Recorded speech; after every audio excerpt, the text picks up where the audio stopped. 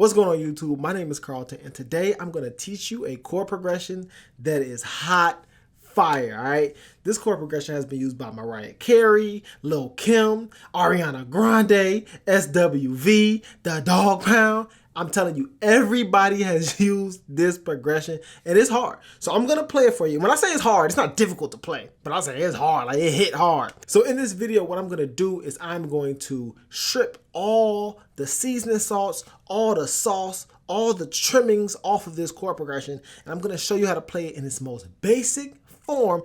And then we're going to build it back up to its fullness. So that way you can understand how to take a basic chord progression and add some flavor to it, add some sauce to it to make it nice and rich. So I know you're going to learn something great and valuable from this video. So let's get into it.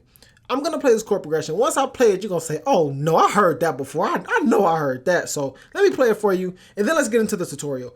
The chord progression sounds like this.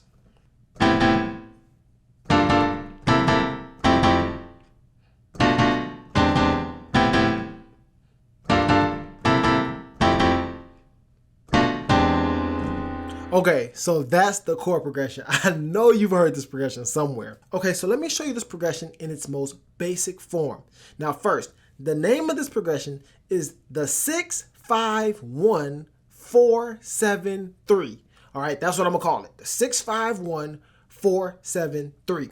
And so in order for you to apply those numbers to a scale, I gotta let you know what key we're in. So we're gonna be in the key of C major, and you gotta understand a little bit of the number system. So basically in the key of C major, the major scale is gonna go C, D, E, F, G, A, B, C. Now the numbers are 1, 2, 3, 4, 5, 6, 7, and then back to 1. All right, that's all you got to know. So remember, progression is 6-5-1-4-7-3. So let's start on the 6. So in this case, we're going to be doing a C, not C. In this case, we're going to be doing a 6 minor. All right.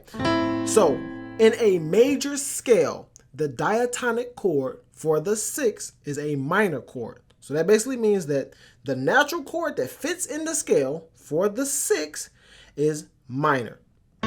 So remember, we're in C major, so the 6 is A, so we're doing an A minor chord. Then we're gonna go to our 5. Now our 5, the diatonic chord for the 5 is a 5 major. So we'll be doing a G major chord. But in this progression, they switch it up a little bit. They're gonna do a G minor chord over the 5. Now notice, the key of C doesn't have any black keys, but this chord has a black key in it. So that's a telltale sign right there that this is not a diatonic chord. It's coming from somewhere else. So let me explain to you how we get this G minor chord in the key of C major. And what it is called modal interchange. That's how we got this G minor right here. Now, I have a course where I talk about modal interchange and kind of take my time and explain that to you. But basically, for the purpose of this video, just understand that modal interchange is when you borrow a chord from a relative mode. So, like I told you, we're in the key of C major. And the 5, which is G, the chord for the 5 in C major, the diatonic chord, is a G major chord. But since we're doing modal interchange and we're using a G minor, what we're doing is we're borrowing the chord from the C minor scale. All right, now the C minor scale will go C, D, E, flat, F, G. And in C minor, the 5, the diatonic chord for the 5 is a minor chord. So that's how we get this G minor right here. All it is called modal interchange. We're borrowing the chord from the C minor scale. So that's the relative minor for C major. Okay, there's a lot of talking, but modal interchange, that's what this chord is, right? Now, from here, we're gonna go to R1, which is right here. So R1, plain and simple. The diatonic chord for the 1 is a major chord. So we're hitting C major. All right, left hand doing C, right hand doing E, C, not E, G, C, E. All right, C major chord. Now from here, we're gonna go to our 4, which is right here. Now our 4, the diatonic chord for the 4 is a major chord. So, you know, we're doing an F major. And I hope I'm not moving too fast, or I hope you understand this. If not, I'm telling you, my course breaks this down slowly with like graphs and illustrations and things. So if you don't understand it, please make sure you grab the course. I'm just trying to go over it kind of quickly here. So anyways, our 4, the diatonic chord is a major. So we're going to go to our 4 major, which is an F major chord. Then from here, we're going to go to our, let's see here, we're going to go here, to our 7 diminished chord. So the diatonic chord for the 7 is a diminished chord. So there's nothing special going on here. We're doing a B diminished. All right, so B in the left hand, right hand does F, B, D. And then we're going to finish on an E dominant 7 chord. Now this is where some more funny business is going on, because you see we're pressing an A flat, which is a black key, and there's no black keys in the key of C major. So how do we explain this E dominant 7 chord? Now what this is called is a secondary dominant. Now I have a video that talks about secondary dominants if you want to dive a little bit deeper into that.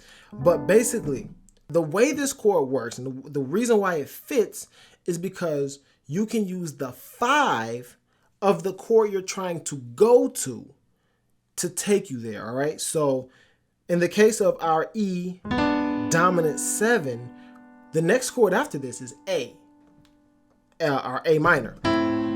So since we're trying to get to A minor, we can use the 5 of our A minor chord to take us to A. So what is the 5 of an A minor chord? Well, 1, 2, 3, 4, 5.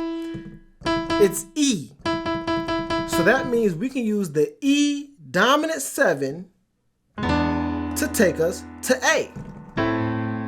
All right, I hope I explained that well. But like I said, I have another video explaining it like really in depth and taking my time. But that's the basic concept. You can use the 5 of any chord you want to take you to that chord. So that's what we're doing. We're using the 5 of A, which is E, to take us to A. And so that is the progression in its most basic form. Let me show you. Let me just one more time go over this, because this is the foundation. Everything's going to build on top of this. So we have 6 minor. This is diatonic chord. Nothing special going on here. 5 minor. This is modal interchange. All right. This is not the diatonic chord for the 5. 1 major. This is diatonic. Nothing special going on here. So now we go to our 4 major. This is diatonic. Nothing special going on here. To our 7 diminished. This is diatonic. Nothing special going on here. Then we finish on this 3 dominant 7. This is a secondary dominant. So something special is going on here. This is not a diatonic chord. We're using the secondary dominant to take us right back to the top, which is our 6 minor. All right, so the progression sounds like this.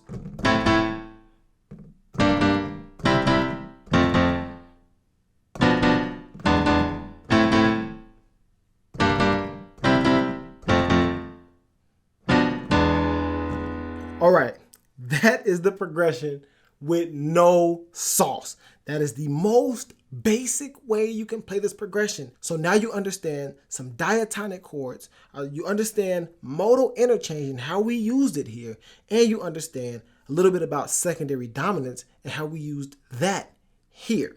Okay, so that's the foundation of the progression. So from here, let's add a little bit more flavor and make it sound a little bit more full. All right, so now I'm going to show you how to add a little bit more sauce to these chords, add more flavor so that you get a more richer sound. And so let's look at this progression again. Our most basic way of playing the first chord is an A minor, 6 minor. Now, if we want to sauce it up a little bit, let's take that 6 minor and let's add a 7 to it. All right, so now we got the 7 on there. But what I want to do is I'm going to take the 7, I'm going to add it to the bottom. So we took that G off the top, we put it at the bottom. And we're going to take the A out.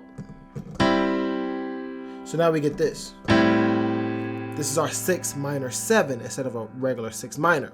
So the regular chord sounds like this, but then we make it a 7, it sounds like that. All right, so adding that 7 can add a little bit more flavor to your chords. So first chord, 6 minor 7, second chord. All right, this is a little bit more sauce on this one. We'll do instead of doing the 5 minor, remember this was the basic version, we can add that 7 on here too. So now we got that 5 minor 7. All right, so we 6 minor 7, 5 minor 7. All right, now let's go to our third chord. Third chord was a regular C major. This is what it is with no flavor. Then if we add a little bit of flavor, we can add the 7 to this C major, which would be right here. So now we get a C dominant 7, right? So basically what we do is we took the C major. This is a C major. We add that dominant 7, and we just invert the notes so that they're played in a different order. All right, so we got this C dominant 7, or the 1 dominant 7, and it's gonna take us to our next chord, which remember was right here. Now the basic version of our chord, of our 4, was just the 4 major, but let's add a 7 on here too. So now we got 4 major 7. So far all we did was add 7s to all of our chords. And then I want to point out one thing. Let's backtrack just a little bit. When we go to our third chord, which is this C dominant 7, notice how it's also a secondary dominant chord, because we're using a dominant chord. We're in the key of C. It has a black note in it, so we know something funny is going on here. We're using a dominant chord to take us to this F major 7 chord. So C dominant 7 taking us to F major 7. Now remember, I told you we can use the 5 of the chord that we're trying to go to transition us to that chord, right? So the 5 of F is 1, 2, 3, 4, 5. It's C. So that's why this C dominant 7 fits so well, because it's the 5 of F taking us to F. All right, so far we got that 6 minor 7, 5 minor 7, 1 dominant 7 to the 4 major 7. Then we can finish right here. Actually, let me show you the next chord. So the next chord is the 7. This is the basic way to play it, just a 7 diminished. But if we add a 7 to this, it'll be an A. So we can take the root note out because we have it in our left hand, add the 7 in our right hand, which is this A. So now we have a 7 minor 7 flat 5, which is the diatonic chord for the 7. All right, so this fits right inside of the scale. So 7 minor 7 flat 5, taking us right back to that E dominant 7 chord. We don't have to really add any more flavor here because it's already nice. It's already perfect. If you want to, you can add the E to the bottom, but that's up to you. But our final chord is that E dominant 7, which is again secondary dominant because it's going to take us right back up to right here. To right here. It's going to take us right back up to our 6. So let me play the progression for you with that little bit of sauce added to it. It's going to sound like this.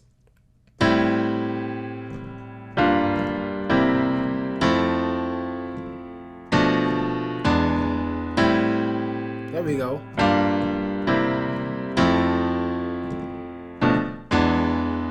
All right, and with that rhythm is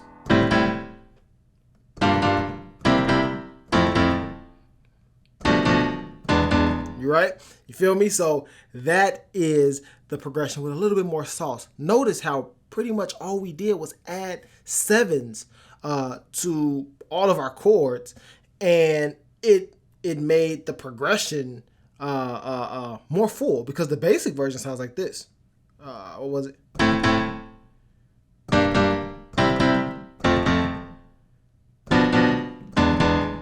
But we did.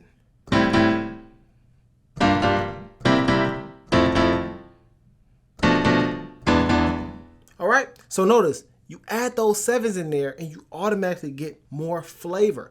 So that's one major key, one major takeaway is add those sevens. So now that you understand the foundation of this chord progression and you understand the progression with a little bit more flavor added to it, let me show you the last step, the final version of this progression with all the trimmings added to it. And you probably could add more past this, but this will be the final version of the progression that I'm going to show you in this video and explain to you in this video. All right, so let me play it for you. It sounds like this.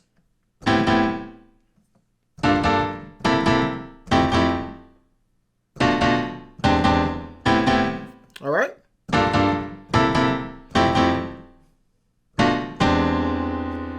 So now that we went over the previous versions of the progression, you can understand how we get to this final version. So let me show you the first chord. Now, with a little bit of sauce added, remember, if we add a little bit of sauce, a little bit of flavor, we get a 6 minor 7.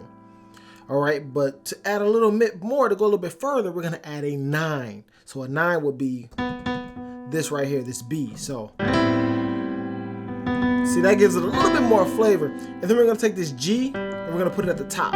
So we got, so now we have a 6 minor 9 for our first chord. Then our second chord, remember when it had a little bit more flavor, it was a 5 minor 7. But now, since we're going a little bit further and pushing past that, we're gonna add a 9 to this chord as well, which will be an A. So now we have our 5 minor 9 right here. Instead of our 5 minor 7, we got 5 minor 9. Okay? And then from here, we're gonna go to our next chord, which would have been the C dominant 7. But now we're gonna add a 13 to the C dominant 7. All right, and a 13 is right here. So it'll be like crazy like this. But what we're gonna do, since we have the C in our left hand, we're gonna take the C out of the right hand. All right. So now we got this C dominant 7 at a 13. Notice too that the G would have been in here, but we took the G out, and that's fine. It's still, in my eyes, the C dominant 7 at a 13. All right, so now we got a lot of flavor going on here. So remember, our first chord now got that minor 9 to another minor 9 to a dominant 7 with a 13. Then we're gonna go here to our 4 major 9. Now in the previous version I showed you, we did a 4 major 7. But now let's add that 9 in there, which would be this G. Now we got 4 major 9. And notice I took the F out of my right hand because I have it in my left hand, so I don't need it up here. So now we got this 4 major 9. And then we're gonna go to our next chord, which is right here. Now this chord didn't change. We just inverted it a little bit. So in the previous version I showed you, I went here, which is our 7 minor 7 with a flat 5, which is a diatonic chord, nothing special going on here. But what we're gonna do is we're gonna take this this F, and we're gonna add it to the top. All right, so this is our second to last chord, and then our final chord will go right here. Now that's a saucy chord. Remember, in the previous version I showed you this chord, which is the E dominant 7. But now we're doing this. Okay, so how do we get here? All right, so let me show you. E dominant 7, it will be this right here. Now what we're gonna do is we're gonna add a sharp 9 to our E dominant 7. So E dominant 7 is this. If we add a sharp 9, we get this G. That's our sharp 9. But then we're gonna augment this chord. So we're gonna take the 5, which is right here, and we're gonna, and when I say the 5, I don't mean the 5 of our C major scale, I mean the 5 of our E chord. So we're gonna take this 5 and we're gonna augment it. So we're gonna bump it up a half step. So we get, that's how we get this E augmented 7 with a sharp 9. All right. Now this chord is saucy. So what we're doing pretty much through this whole like last revision of this chord progression is we're just adding more extensions. So when we talk about adding a 9 and a 13, those are extensions. Think of those as just seasoning salts. So the more extensions, the more seasoning salts. All right. So now we're right here. Final chord. E augmented 7, sharp 9 takes us right back to the top of our 6 minor 9. So to break down this final version is 6 minor 9, 5 minor 9, 1 dominant 7, add a 13, 4 major 9, 7 minor 7, flat 5, 3 augmented 7 with a sharp 9. All right.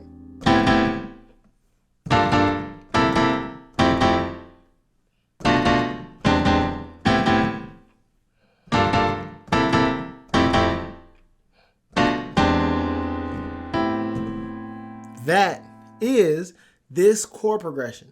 And so what I really wanted to get in your head is how we can take a chord progression that's so complicated like that, strip it down to its basic form. Once you understand the basic form of what's going on, you can start to extend those chords to make them more flavorful and just make them sound more rich. So I hope you gathered something from this video. If you want to learn more about these concepts and go a little bit deeper, I suggest that you buy my course. I'll have a link to my course in the description. It's awesome. I take my time and I'll have illustrations and things like that, and I walk you through these concepts. You can also email me if you have any questions. You can leave questions in the comment section, and I'll be happy to help you.